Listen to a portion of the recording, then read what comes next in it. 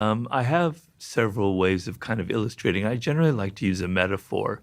And the metaphor is that being a human being, being a social human being living in a particular culture, means that you live inside of a circle. And that circle of that time are the conventions of thinking, of ideas that are acceptable, of behavior that is acceptable. This is where you can go mentally, where you can go physically, all the codes and conventions. So that circle for ancient Egypt and for 21st century America, they're obviously very different, but it's the same circle. It's the same limiting factor. You're not supposed to go outside of it. These are thoughts, experiences, behavior you're not supposed to do. The sublime is what lies just outside that circle.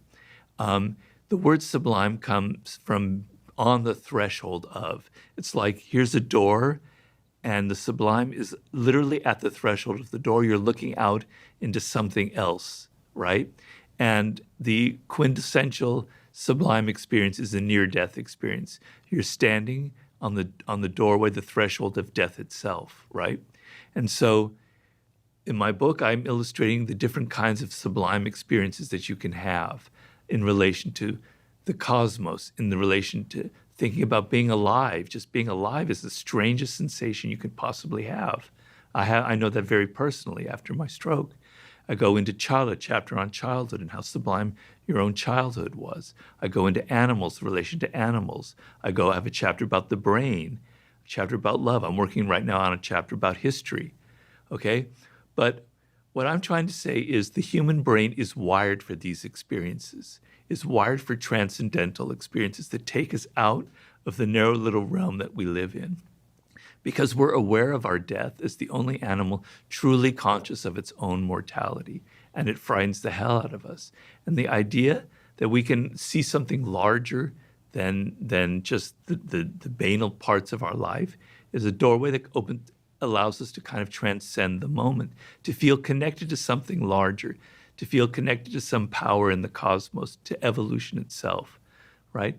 And so we're wired for that. And I'm writing a chapter now about 40,000 years ago at the moment where I think the sublime was born. Is a story that I'm trying to illustrate right now with our upper Paleolithic ancestors. So it's deep inside of us. We need it. We have to have it. In the 21st century, we have very few avenues for it, any real avenues. Religion used to be the main kind of way of accessing this. And so because it's so deep, we reach for false forms of the sublime that give us the sense that we're transcending, but it's not at all, because sublime has to come from within. It's an experience that you have, that you're generating in your own mind, in your own experience. The false sublime comes from outside. It comes from drugs. It comes from alcohol. It comes from shopping. It comes from online rage. It comes from joining a cause and just getting out all your aggression and violence, right? It comes from causes. It comes from addictions, okay? It gives you a sense. It calms you down and makes you feel like there's something else going on in life besides your job that you're sick of. But it's not real, it's not lasting, it's false, it's an illusion, it's not based on anything real. It's not connecting to that deep part of human nature that's wired for these experiences. So what happens is you have to have more and more and more and more of it. You have to have, more of this rush. You need more of the drug, you need more of the alcohol, you need more of the sex, you need more of the porn. It's never going to satisfy you. But the real sublime, you don't have that feeling. It's like, it's transformative. Once you feel it, it lasts for you for the rest of your life. It's what Maslow, again, called a peak experience.